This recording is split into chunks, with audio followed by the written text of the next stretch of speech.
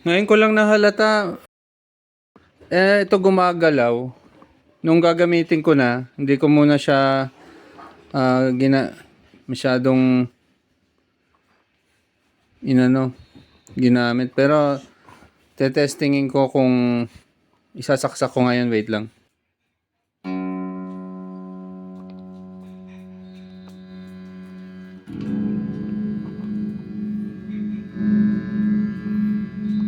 Umuuga lang pero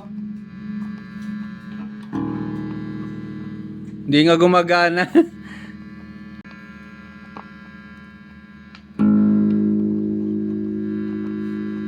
Medyo apektado nga yung tunog. Pero yung mga tones, okay. Yan. Gumagana. Pero yung volume, totally hindi na gumagana eh. Main volume.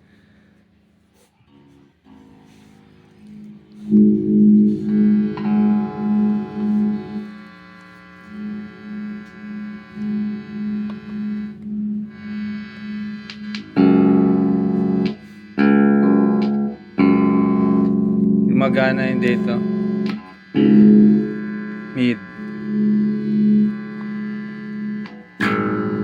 Wala yung sa bass. Yung sa taas.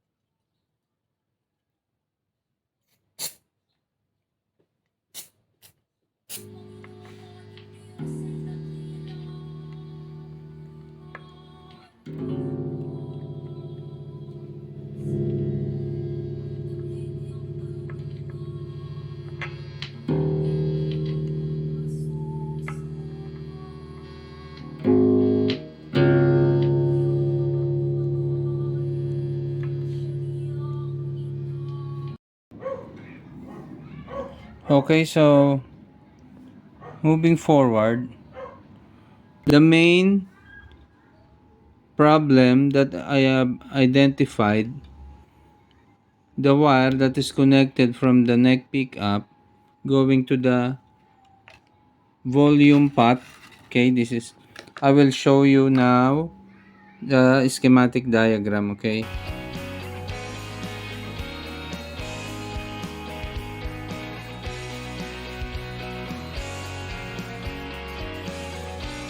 So you notice that there is a grounding from the neck pickup here. So obviously this is the ground wire. Okay, color coding is black. It should be connected to the body of the pot. So going back again to the drawing, this should be connected anywhere in the body of the pot, on the body of the pot here. So what I'm going to do is to solder it now. I have lead and soldering iron. So we need to put this back in order to uh, start working again.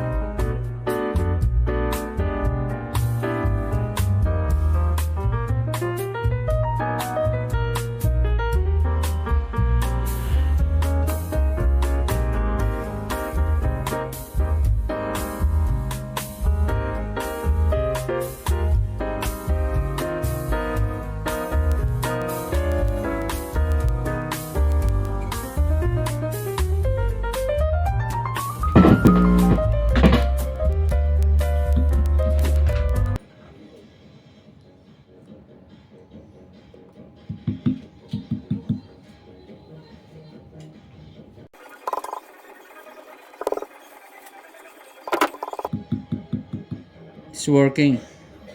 Let's test the second volume pot. This is for the bridge pickup. Can you hear the thump? Yes, it's working. Let's turn off both volumes and let's see if it works for the first volume knob for the neck pickups. Now this is turned off. Okay, this is on.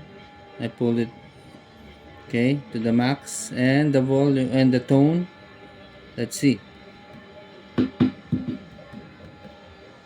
Okay, it's working for the neck pickup. Now let's turn off the volume for the neck pickup, and okay, let's toggle this. Okay, now this should be working. Let's put some tone to it. Can you hear the thump? No, it's properly working. So everything is working now. We soldered back the grounding wire, the black wire, and it's working.